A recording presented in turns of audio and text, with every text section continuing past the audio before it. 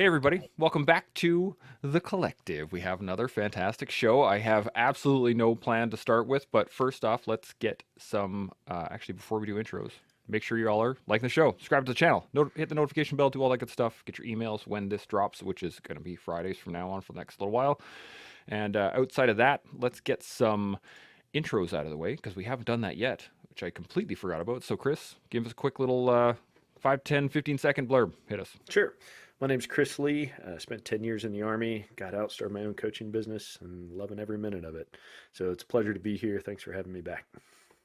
Absolutely. Seb, let's get a quick little intro from you one last time.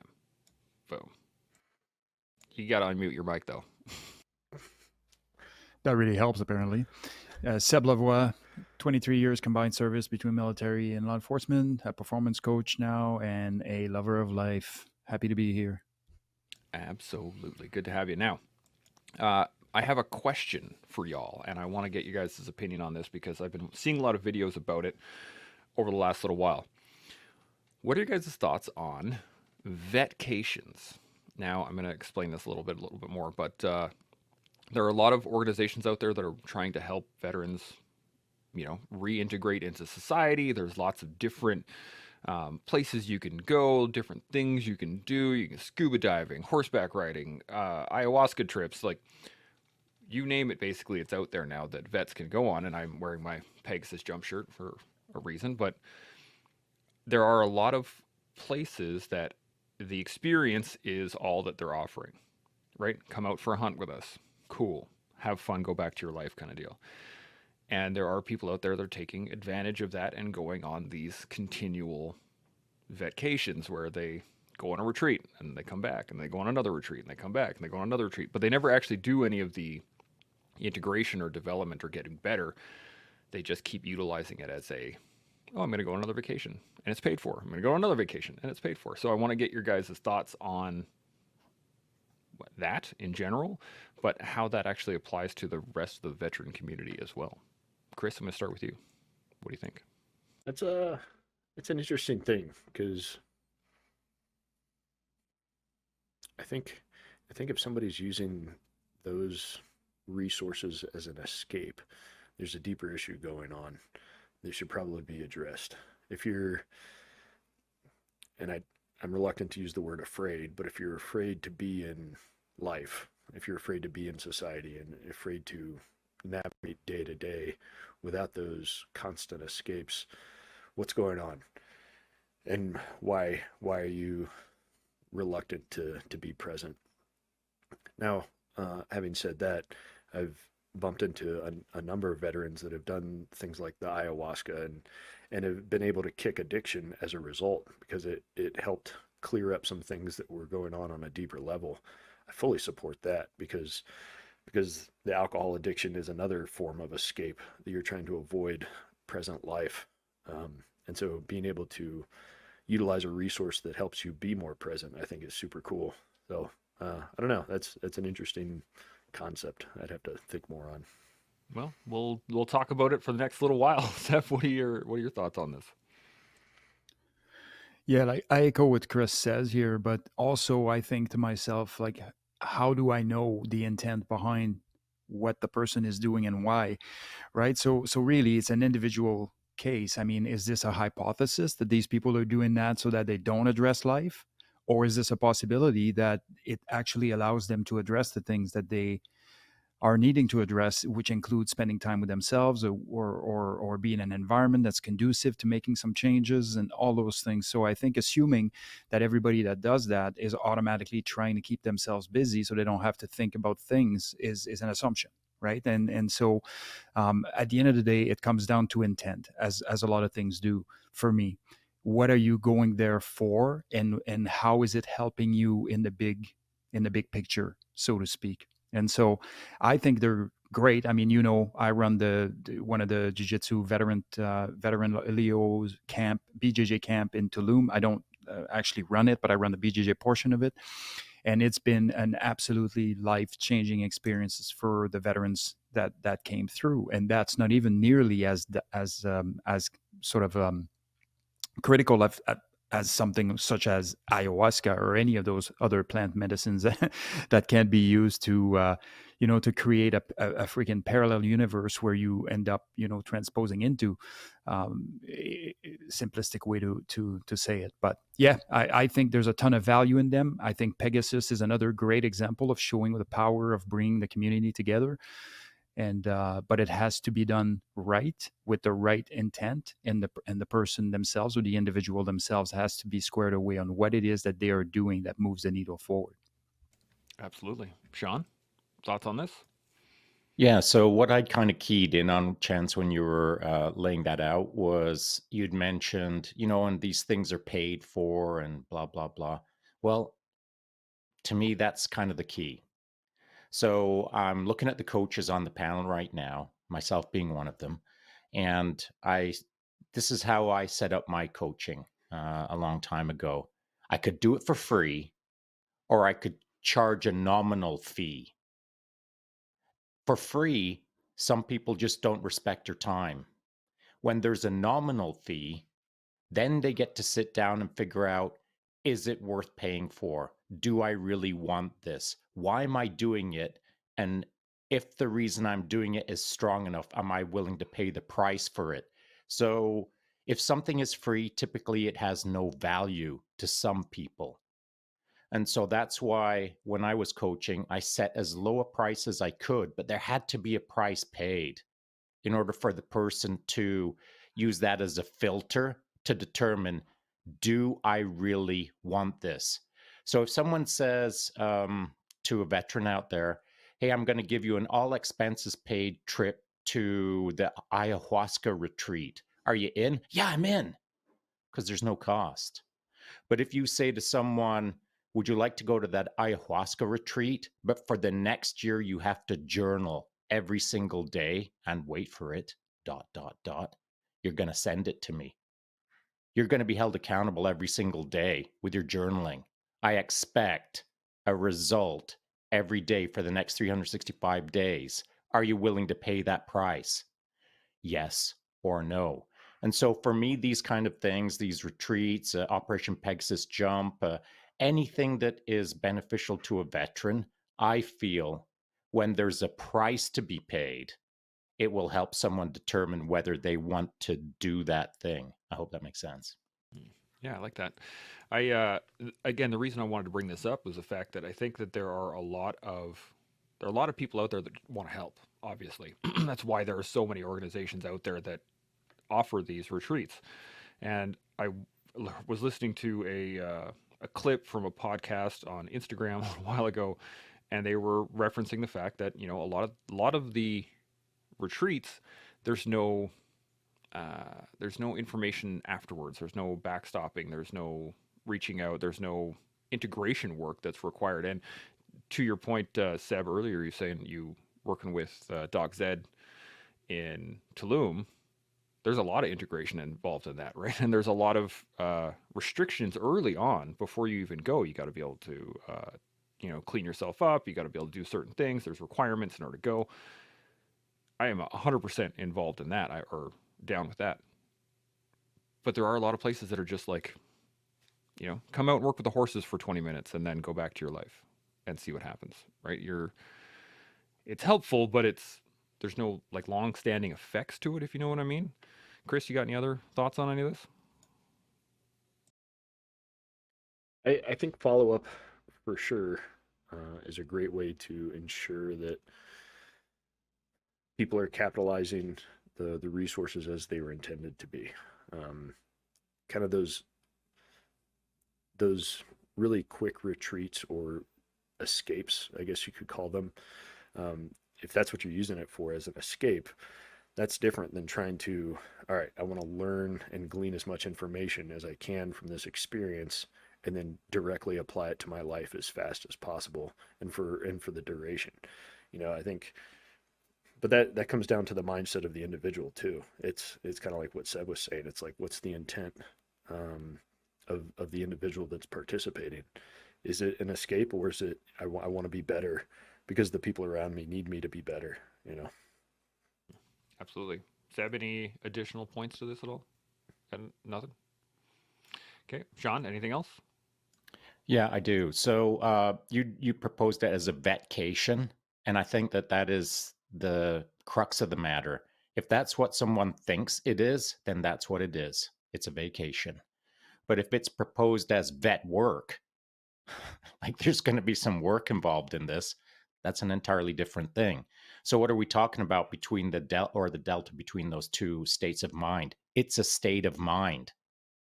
If as you're packing your bags, you're thinking, yeah, my 12th vacation of the year to go and do another retreat, well, you're in vacation mode.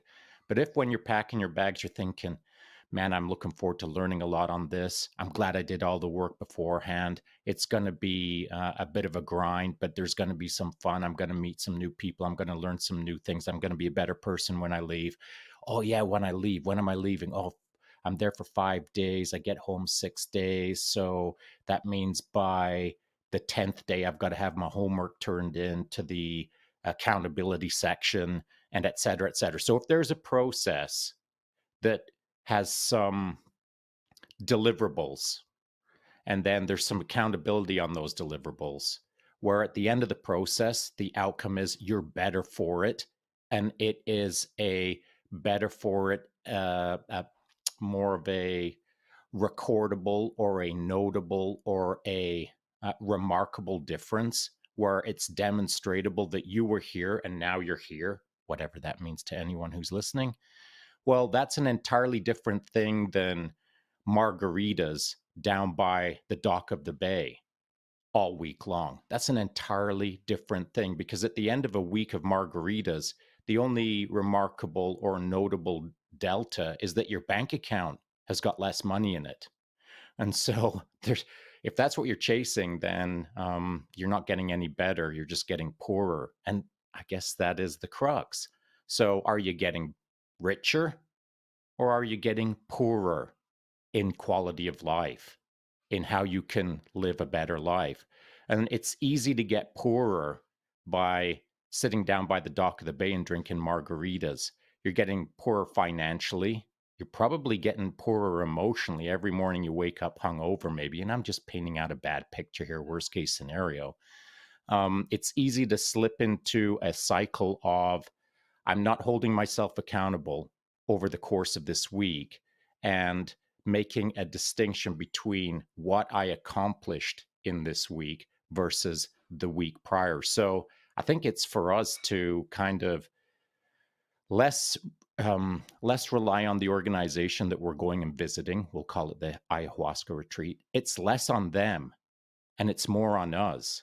Before we jump on a plane or before we get in a car or before we throw on our rucksack to go wherever and do a thing, before any of that happens, we've got to understand what we're about to step into and what we want to accomplish. And throughout that process, we've got to hold ourselves accountable to the things that we set up before we went off to do that thing. Then we have to evaluate ourselves, or we'll call it judge our performance, for lack of a better term, at the end of the event and determine, well, was that worth it? Because here's an important thing that doesn't often get said. When you go out on that vacation, you're not just a solo individual. You're kind of like a reconnaissance party. When you jump on a plane and go to an ayahuasca retreat and then you come back, if you did it right, you can then report back to all of the troops. Here's what I experienced. Here's why it was good. Here's why it didn't work for me. Here's the things I would do better next time. And if anyone is interested in this, this is what I would suggest for your journey, ... And so you're out there as a reconnaissance tool to come back, provide information to all of the other troops who are considering doing that vacation. And so it's not just you having fun, it's you getting better so that when you come back, you can help others get better, I think. Yeah, I really like that. Seb, what do you got? Yeah, man, I couldn't love that statement more. I mean, I think that's a critical piece in there is as long as this is bigger than you, it also forces you to stay in line. So if you're not good enough for yourself, then you have to be good enough for others. And as silly as this might sound to some, it's actually, especially in the veteran community, it actually induces some responsibility, and that's a massive piece. And that goes along with the other piece, which is what is the intent of whoever is putting the camp on, because that's an important piece. If the fact is that veterans are, sort of financed by VA or VAC, and they're cash cows for a certain organization doing certain things, it's a completely different beast than if you have a specific intent behind the retreat, and then every single step of the way is road mapped, and you kind of know where you are going from beginning to end and what the desired outcome is. So then you can align your mission with that. And if this doesn't jive, then you go to a different camp. You just don't take a camp just to take the camp. But it is really important as you do the prep work, because if you come back and you can't speak to the camp on account of you didn't do the work, what generally happens, I turn into a victim. It didn't work out for me because of X, Y, and Z, and now it just waters down the information. Be ready, be prepared, be researched. Even when it comes to, and we've mentioned this a few times, so I think it's probably worth mentioning, but if you are considering some of the plant medicine camp, like say ayahuasca, do your research. Like, you do it in one camp and it's life-saving, you're doing it in another one and you're dead. So it's really important to understand that there are reputable places to do those things, and you can't just go in somebody's basement and do ayahuasca in anyways, it's not going to turn out. So that piece that Shaun is talking about is reinforced by the fact that, to begin with, you need to have done your research, not only for the collective, but that's so that this camp is even in line with what it is that you are trying to achieve. That is a great point. And next time anybody wants to party at Seb's place, we're gonna get going.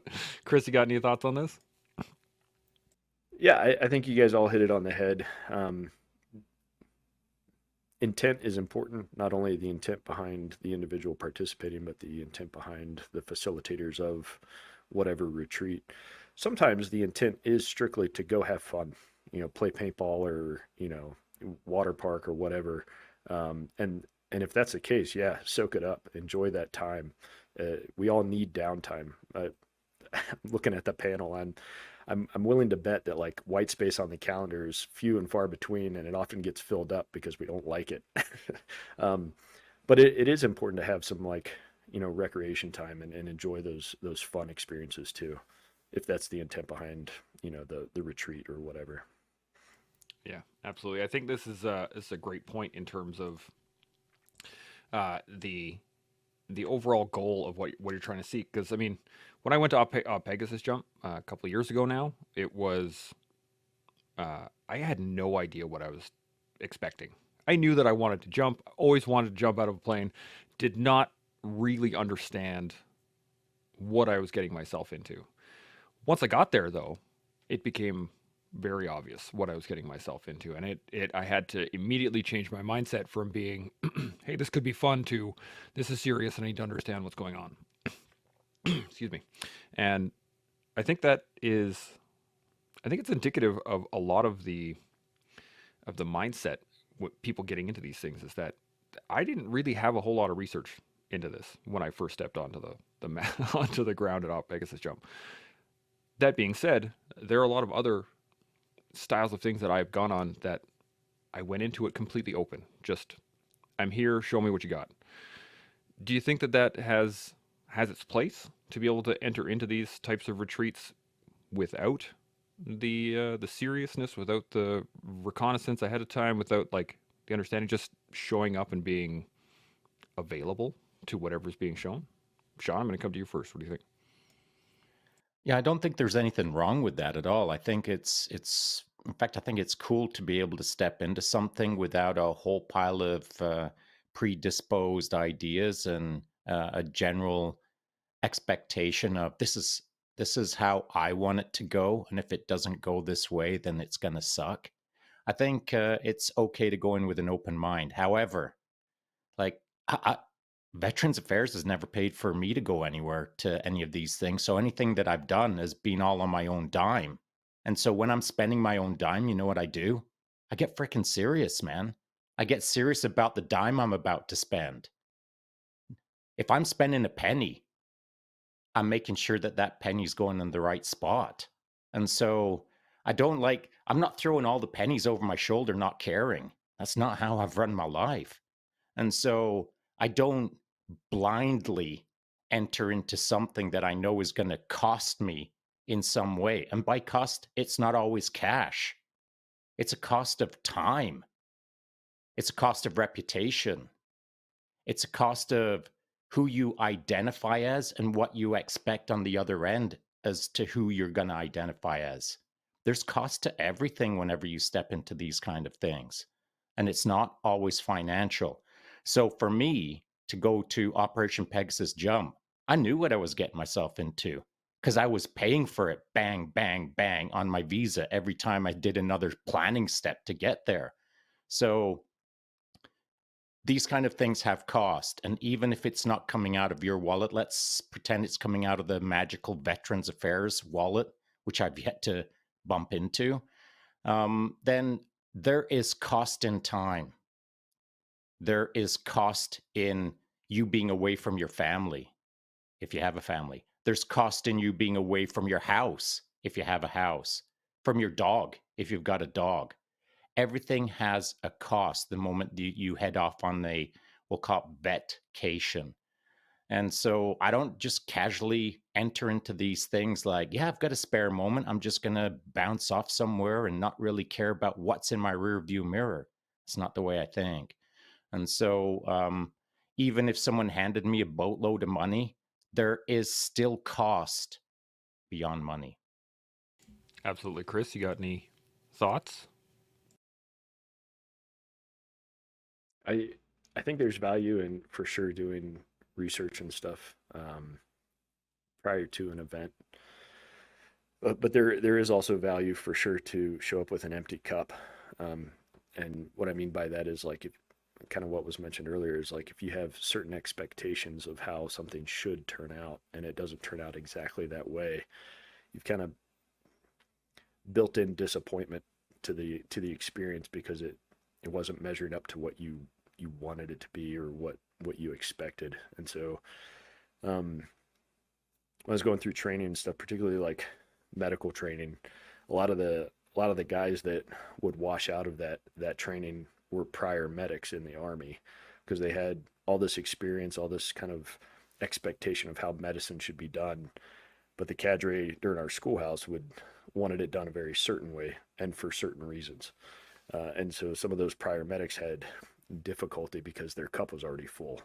Um, and so with things like this, like particularly like growth retreats or something like that, yeah, do all the research you need to, but then empty your cup when you show up to allow for the experience to develop as maybe the cadre or the facilitators intended from their end. I like that. Seb, got anything? Yeah, I absolutely don't think those two things are mutually exclusive, as Chris mentioned and as Shaun mentioned also.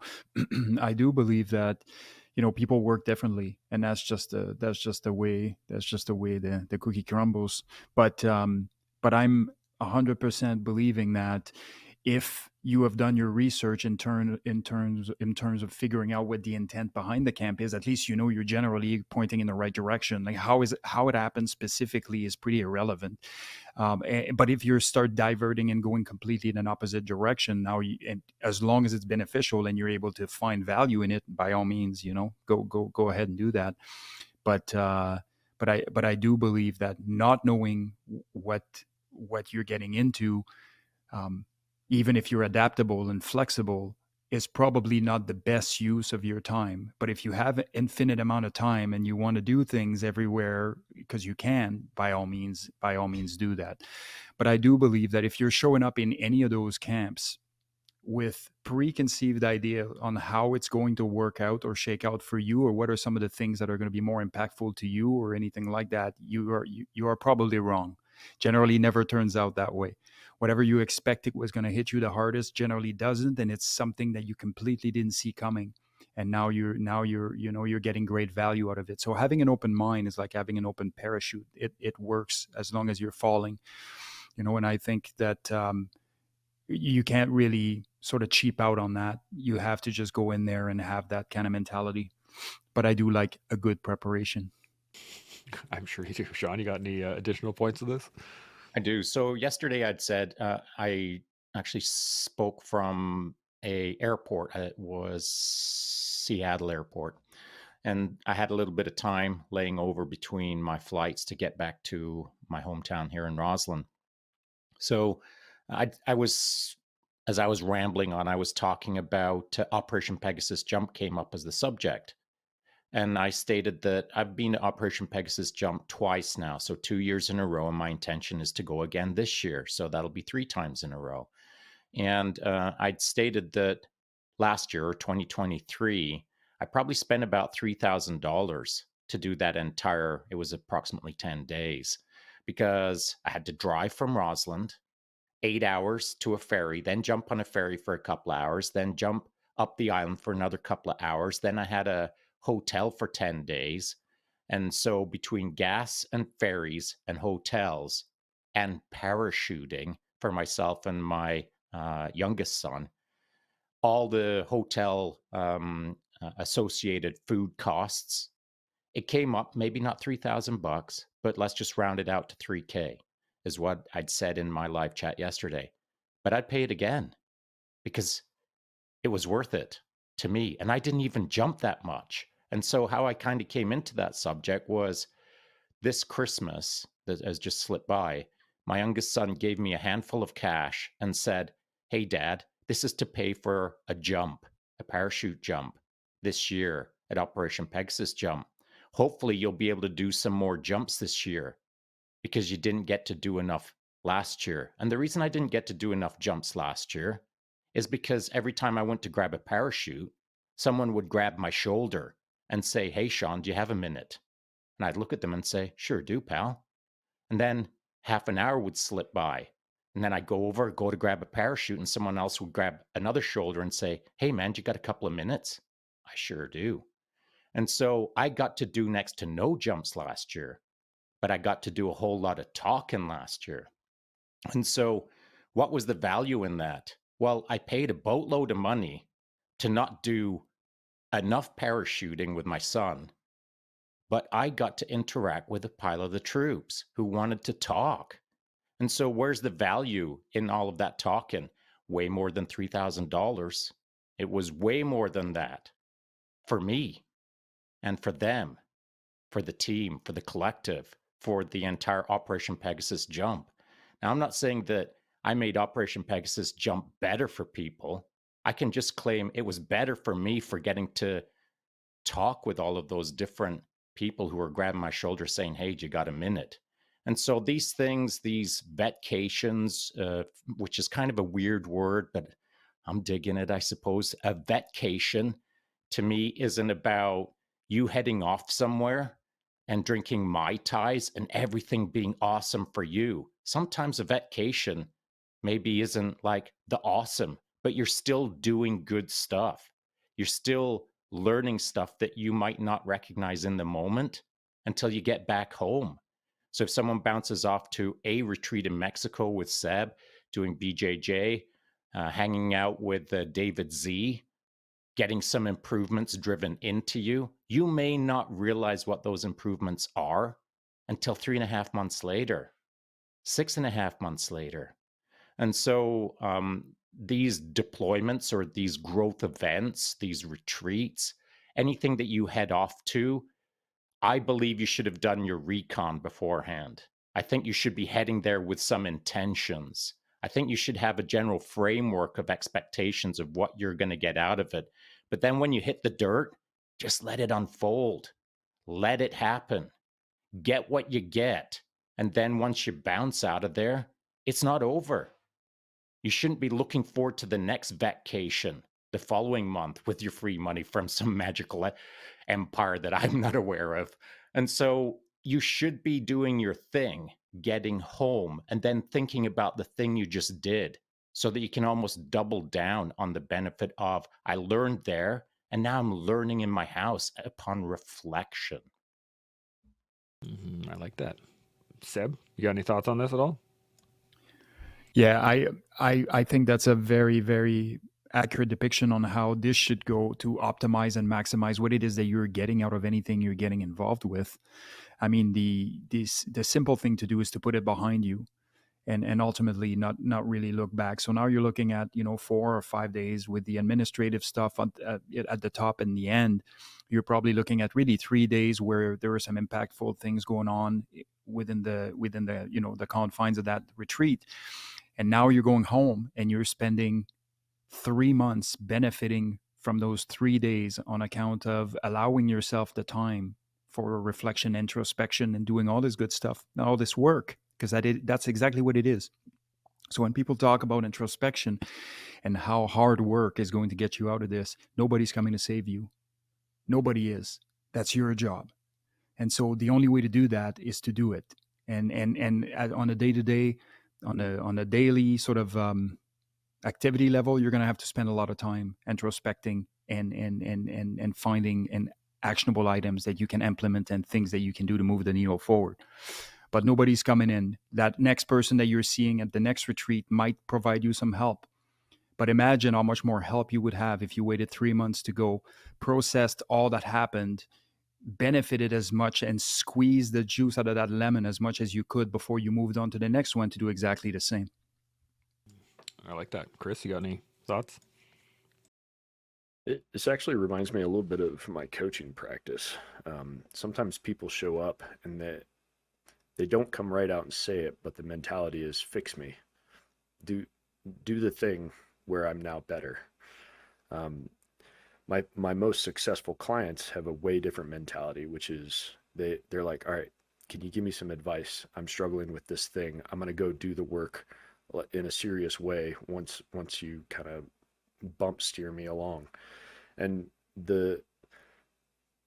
success is an interesting term, but like the most successful people that I work with are the ones that are excited about doing the work themselves. They're not looking for, the silver bullet that will solve all the problems. They're more like, I'm ready to learn from this experience and then apply it immediately to my life to try to get a little bit better every day.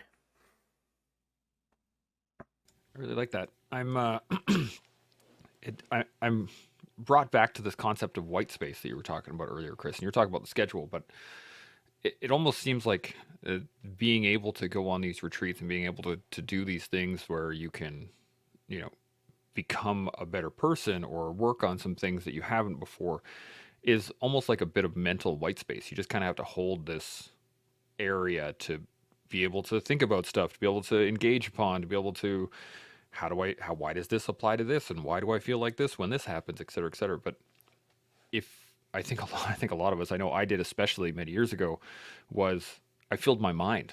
I filled that white space in my mind with just stuff. With I have to go do this and I have to go do these things, and it was just tick tick tick tick tick on the mental list without actually holding that space to be able to sit and think and reflect and work through those positions. Whereas now, after being on a couple of retreats and doing a couple of these things, I've come to the realization that the maintenance of that white space is really important.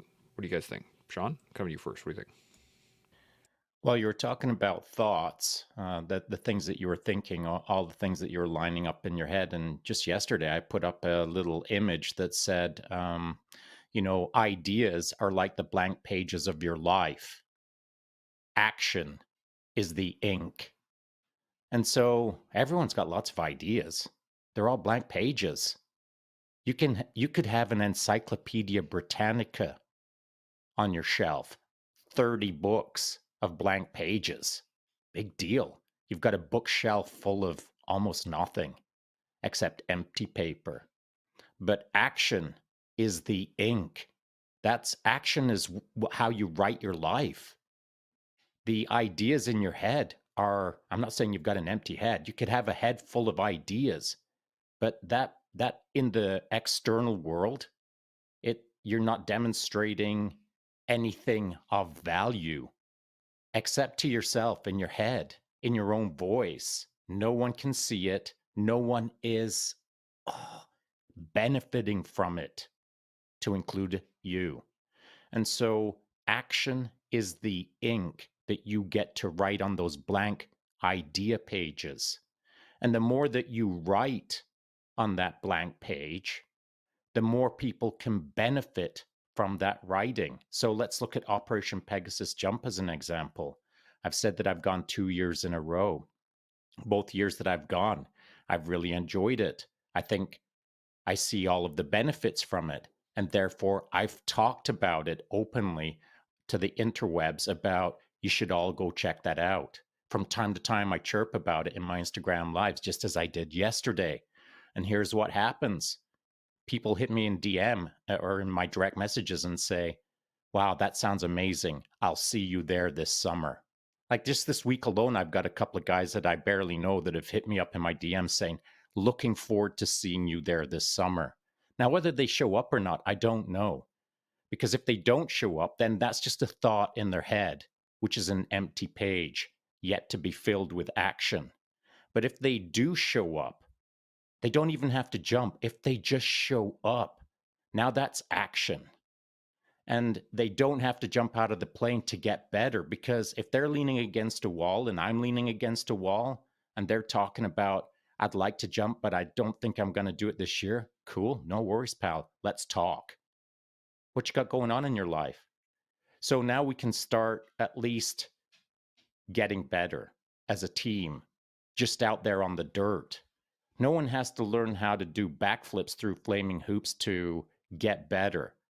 What a person does have to do is get out of their head, apply some action in the real world with others, and then as a group or as a team interacting with other people, you can start to see how to do things better. That's what I see at Operation Pegasus Jump. Absolutely. Chris, any thoughts on this one?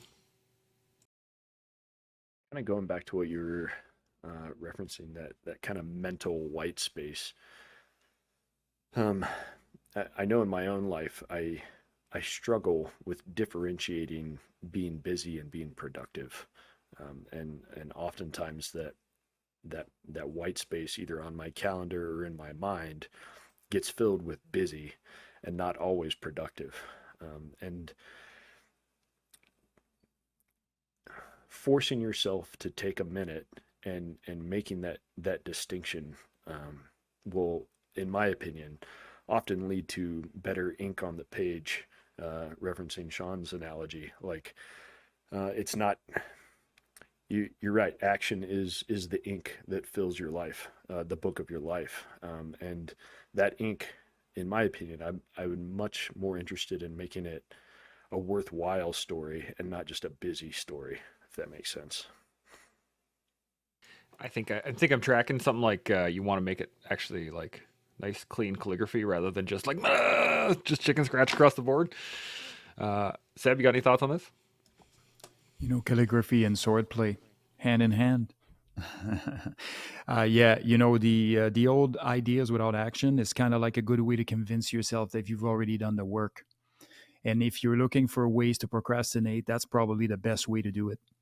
Just start like that, and start, and if you start verbalizing it to other people, you're getting even more rewarding sort of feedback. And so now you're thinking that you're in business even more, that you're even closer to that goal that you have set forth for yourself, which you have done nothing to accomplish.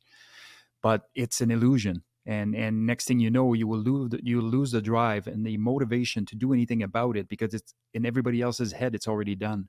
It's kind of like being, if I said to you, I'm going to pay you a year in advance in salary, and I want you to go to work every day. It's going to be cool for the first 3 weeks as you're going around spending your money. But once you're 6 months in, you'll see how difficult that is to not have anything to strive for as you're, moving along. So I think that goes without saying. It has to be the case. It just has to be actions. Absolutely. Shaun, any additional points to this? Yeah, so the other piece to the action is if you go out to Operation Pegasus Jump, it's your first year. This is 2024 is your first year you go out to OpPeg Jump. And you decide that you're not going to jump and you're just going to lean against a wall. Well, leaning against the wall there is better than leaning against the wall in your house. And so the action to get just to get to Operation Pegasus Jump is notable. And so what is notable? Well, in my opinion, action being the ink, if you're scribbling it down or whether you're calligraphying it down, you also should have a yellow highlighter. And the yellow highlighter is reserved for something freaking mega, something notable, where it's not just day-to-day operations, where it's not just week-to-week operations, where it is something that you do, an action, that is so notable that you really want to use a yellow highlighter to highlight it on that page called your ideas. So actions every day are good. Actions every week are good. Actions every month are good. But every once in a while, you need a freaking yellow highlighter on that page to highlight the fact that you just did something semi-insane, something that you never thought you'd be able to do, something that you thought no one else could do. Let's pretend for a moment that you cannot stand the idea of heights. Heights freak you out. But if you drive to Operation Pegasus Jump from anywhere in North America and you land on that dirt and you lean against a wall and you don't jump, well, the very fact that you headed in the right direction towards the thing that you fear the most, in my books, is action. And maybe in your books, it's notable with a yellow highlighter. So notable that you say to yourself, I never thought I'd be able to do that. Well, maybe next year I'm going to build on that and I'm going to really jump next year. So what is notable to you and what is notable to me is unimportant. What is important is that everyone has a ability to do something notable for themselves. And once you do something notable for yourself, then you can build off that. It's not a micro win. It's not what I'm talking about. I'm talking about freaking cracking it out of the park with something that is mega impressive to you. Forget about what other people think. You got to think about what is impressive to you. And once you can do something like that, yellow highlight that, you can take on the world. You're the king of the hill that day, in a way. And so maybe someone hasn't felt that feeling for quite a long time where I can do anything. Look at what I just did. Look at that yellow highlighter that I just put down on that page. Once you start getting that feeling, it's a pretty powerful feeling that's worth pursuing, I think.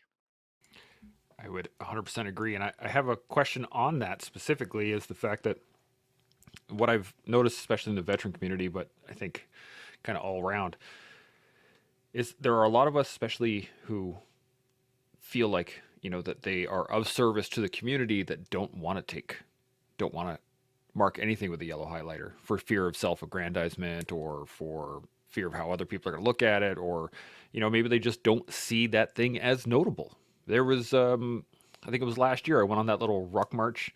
It was like 20 some odd K. And Shaun, you were like, that's pretty notable. You just threw your rucksack on and went for a walk. And I was like, I don't know. It just felt like a ruck. Like I didn't feel that it was notable, but other people were saying it was. So how do you guys either address that or talk to other people about it, or how do you address it within yourselves in that almost non-desire for compliments or, taking some credit for what you have done? Chris, what do you think? Well, oh, sorry, just hang on a second before Shaun, Chris go for jumps it. in. Sorry. When you're talking about doing your 20K, can you give us a little bit of background on that? Because there's probably people who have no idea what you're talking about. Yes, absolutely. Thank you. So I had been doing basically nothing for quite a while, and Shaun, you were poking me continuously for a number of days about the fact that I was, you and Satch actually were on live. I think it was in April last year that I was saying a lot of things, but I wasn't actually taking any actions. And to the point that you and I were talking afterwards the show, and you were like, do something, anything, do something hard, something that you have not done ever. And so it was, I think it was 4 or 5 o'clock in the afternoon. I was just like, okay, I'm going to put my ruck on, and off I went. And I just went for, hey, maybe I should do a BFT, a 13K march that we used to do in the Army. And it turned into almost double that, just because of the fact that I made it to the other side of town and had to make it back home. So as I was walking back, I didn't see it as that notable. I mean, I was in pain, but it was the action that was necessary, and it was the kick in the butt from you and Satch that I needed to get working. Okay, so just now to be clear, just to delineate between you not thinking it was a big deal and you thinking it was a big deal, because it was a big deal. Now, maybe it wasn't a big deal, like 20K isn't like huge. It's not like pretty much everybody in your neighborhood with the right amount of conviction could do the exact same thing. So it's not like you cracked the code. But it was a big deal, Chance.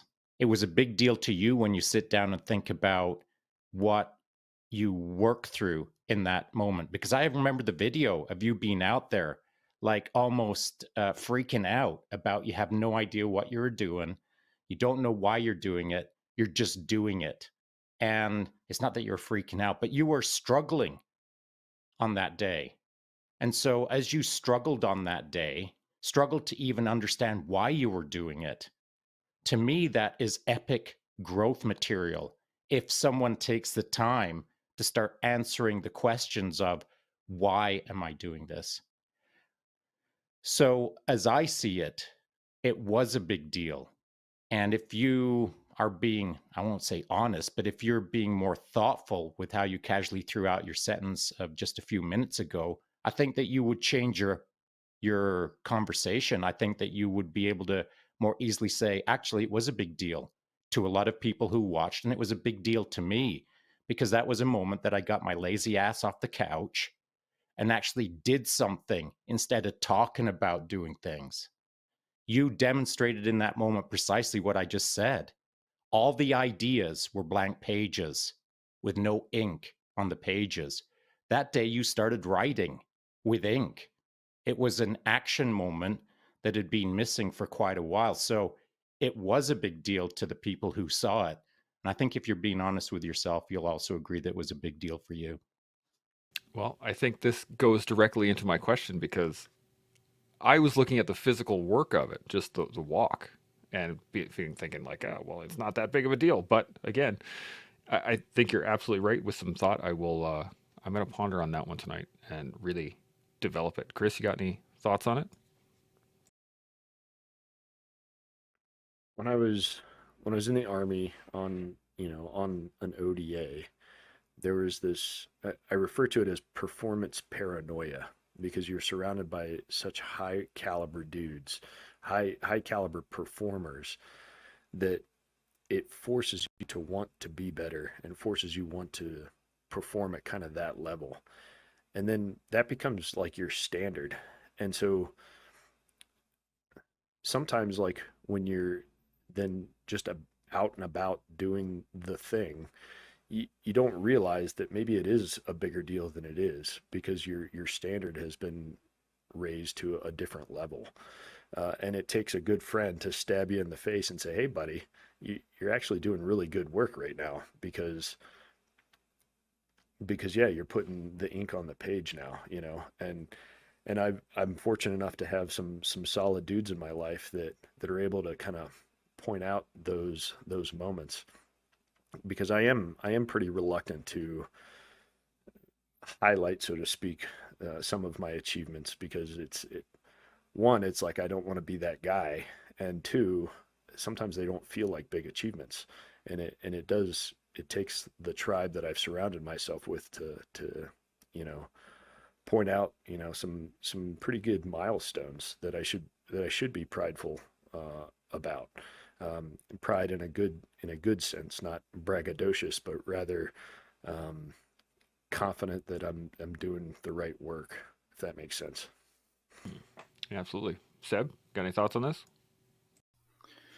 Yeah, a few things. Just to go back to what Shaun was talking about up Pegasus and putting your back on the wall, that sort of things. I think that's That's important to emphasize that. If you've ever been somebody that struggled with heights, for example, and as a youth, you spent time on the top of the dive board, how many times did you go up and down that ladder before you jumped? If you tell me that you went up there, stood there for 2 minutes and jumped, I will call BS on that. Your fear was not a great fear.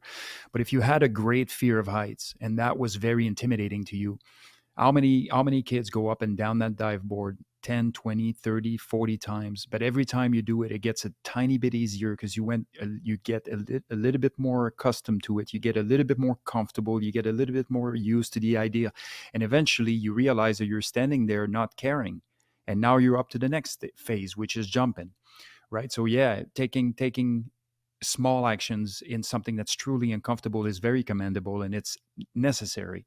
And so you may not do it all in 1 year. You may not go to Pegasus and backflip out of those dingy little planes. You're probably safer outside the plane, by the way. But yeah, this is definitely something that you want to consider and mark the behavior and use that highlighter to realize that I've actioned something. Now, one of the things that I've never been uncomfortable, I've been uncomfortable with getting a lot of compliments about things, and I'm not very good at it, and I'm sure nobody on this panel is. But the one thing I never shied away from telling myself is when I do the work. If I do the work and what was required was for me to do the work to make something happen, then I did that. I can definitely highlight that. I'm good with that. I love that. I know I had a paper to finish, or I went out and I had an operational recce to do, or whatever the case may be. In any context, if I did the work, I will highlight that, no problem. Now, the highlighting process is not for anybody else. So I don't care how somebody that has more extensive experience or has a more depth of understanding of a certain subject thinks about what I highlighted here. This is about me. This is about me having that conversation with me and me marking behaviors and marking micro wins along the way. And that can help one day when you start self-defeating and you're having a bad day, or you drop a ball somewhere, or whatever the case may be. You can look back at your tracking history and say, I actually been doing really good here, and this is a little setback and I'm going forward again. And so there's a variety of reasons why I like to do that. But one thing you said, Chance, really is what I want to end on, and that was about, I thought about the physical piece. Humans are simplifying things because complex things are complex, and we're simple creatures, and we are trying to make sense of life. And if we were to understand everything as it should holistically, our brains would be 17 times the size it is. And that's just a reality. And so I think another piece here is to recognize the oversimplification that's occurring, right? Like when you are assessing, or when you're self-assessing, or when you're going through the things that you have done or didn't do, or the things that you want to do, taking an overly simplistic approach is a big problem. You kind of need to think outside the box, so to speak. So this is not just a physical endeavor. That is a massive feat for somebody that didn't. And yeah, it was triggered by somebody else, and somebody else poked you. Doesn't matter. That person didn't do the work, right? You did the work. And so I think a lot of people are self-deprecating on account of oversimplifying what they have done or why. That's a great point. Shaun, you got any additional points on this? Yeah, and in line with what Seb was saying, I think that it is important that we use a yellow highlighter from time to time to put down something notable. But if I recall correctly, going back to when you did throw some weight on your back and go for a 20-click walk, Chance, I think the preceding that, I was kind of maybe not barking at you, but I think I was maybe suggesting politely that you do something that is insane, that you've never done before. And it was kind of along the lines of put a rucksack on your back and start walking and don't stop. Walk right to a swamp and go sit in the swamp for a little while. And once you've been in the swamp for a while, get out and walk around some more. Just keep walking. When you get tired, eat when you're tired, walk while you're eating. Just don't stop. Go do something that you've never done before, something incredibly hard. And so it was less about the physical action, and it was more about the mental stress that it would create, the adversity that you would have to face. Like, let's be clear, without any direction of which way to walk, which you didn't know at the time. You didn't know which direction you were going to walk. You didn't know if you'd turn left when you walked out of your house or turn right when you walked out of your house. You didn't know what you were getting yourself into. That in and of itself is stress. That is adversity. I don't have a plan. I've got so little of a plan that the it's freaking me out plan. And so all of these things added up create stress, stressors that maybe you hadn't faced in a long, long time or perhaps ever. And so I've said it many times, you need to, not chance, we all need to do things from time to time that are redonkulous, that the yellow highlighter gets replaced with a red highlighter. And it's something that you can look back on. 24 years ago, I had a red highlighter moment that was insane. I'll never do anything harder than that, ever. Well, now you've got something to draw down on. Your mundane day today, your mundane day tomorrow, the things that appear to be hard, or you can tell yourself are hard, they pale in comparison to that red highlighter moment that was just out of this world hard. And so I like to have things in my hip pocket, red highlighter moments that I know life will never be harder than that. I can always draw down on that. No matter what I face this week, it will never be insane like that red highlighter moment 33 years ago, or 42 years ago, or 11 years ago. It doesn't much matter. The yellow highlighters, those notable moments in our weeks or in our months, they're important. But every once in a while, we've got to have something that is just such a high water mark that we know we can face all of the demons in hell. Bring it. Freaking bring it, you little freaks. There's nothing that you can do to me that I haven't faced in the past with that red highlighter moment. I think we all need things like that from time to time. Absolutely. Seb, you got something? I saw you taking You notes. you must know me, eh? I just blink a different way, and Chance gives me the mic back. Yeah, I think this is a great opportunity to speak about something else, which is how self-imposed stress is much easier to deal with than externally imposed stress, and we see that in selections, and we see that in all kinds of different contexts. But let me put it to you this way: if you consider that adversity is game day, what are you doing in between for practice sessions? Because when game day hits, you ain't throwing that thing over the fence. You're not running that, you're not outrunning everybody. You're not doing all these other things if you haven't put the work in. And when adversity hits, which it will, and again, what are you doing to prepare yourself? Those are the anchors that you are going to need when the storm hits. Where have I been? What have I seen? How capable or how capable did I think I was, and how did I end up being, and how successful was I, and all of these other things. What are some of the hardest things I've negotiated? And it's really funny. You hear guys that I've deployed overseas, and I'm sure Chris, you can speak to this, and some guys saying we found ourselves in super tight predicaments where everything went wrong, but somehow they still felt that their training was harder, and even if they had, freaking holes in their bodies. So some guys have said that, like, look, this was nothing compared to Hell Week, or this was nothing compared to whatever the case may be. And so there is a reason why the certain training methodology that might seem barbaric to some are critically important, is that so these humans that we ask to do incredible things are capable of not self-defeating when they're left to their own demise, in pain, hungry, and all this good stuff. And we, as regular people walking the streets, we can truly benefit from those lessons. And I can tell you right now that preparing for adversity is an everyday operation. It's not a just wait till it hits and I'll step up to the plate, because it's not going to work that way. You don't know my mentality, bro. I see red, bro. Chris, you got any thoughts on this? Maybe. Yeah, I think kind of to Seb's point, it's we don't, what is the quote? It's we don't rise to the occasion, we fall to the level of our training, right? And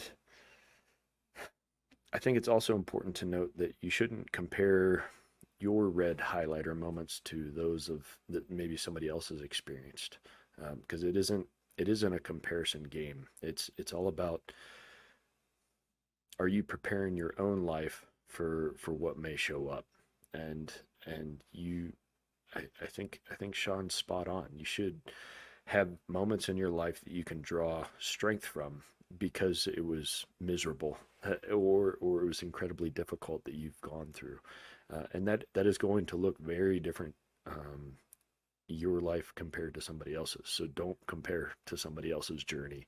Um, draw from the moments that you've experienced in those hard and difficult situations that you've survived, whatever those may look like. And I'm reminded of, like, kind of these opportunities that people embark on. It's civilians that are going through selection type events on purpose. And for me, that sounds crazy, because why would you do that on purpose? Particularly if you're not going to engage then in a career that required that of you. But I get it. It is now, because now you have that red highlighter moment in your life that you're like, yeah, that was that was miserable, and nothing else seems quite as bad as that moment. So I know I can get through this next situation that I'm faced with. I have an interesting question on that, but Shaun, you got any additional thoughts on this before I dive into it? Yeah, I think that it's comparing my red highlight moment against someone else's red highlight moment, and evaluating mine against theirs or theirs against mine to see who wins. I think that's the wrong way to approach it, of course. But I do believe that we should be paying attention to other people's yellow highlight moments and other people's red highlight moments to be inspired. So it's one thing to judge and compare versus being inspired by someone's moments. And so, Chance, when you were out there walking around, not knowing why you were walking around, other people knew why you were walking around. They were inspired by it. And so they weren't, I suspect that no one out there thought, dude's only got 12 pounds in his rucksack. I walk with 14 pounds. He sucks. I win. I don't think anyone would ever think that. Maybe some weird dude, but I don't think anyone would make those kind of comparisons and think, oh, he's only got 12 pounds in. This doesn't count. What people do see is someone on the edge a little bit, someone who is pushing the envelope a little bit, someone who is really uncomfortable in the moment.